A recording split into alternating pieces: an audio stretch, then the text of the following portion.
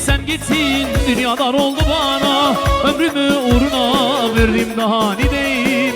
Bir kader mahkumu gibi düştüm zindana.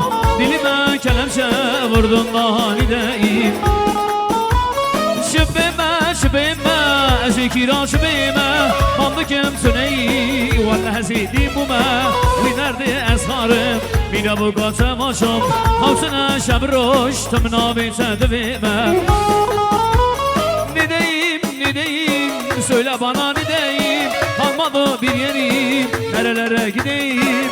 Çaresiz dertlere saldım benim başımı. Sorman yok, derman yok, söyle bana ne diyeyim. Arre!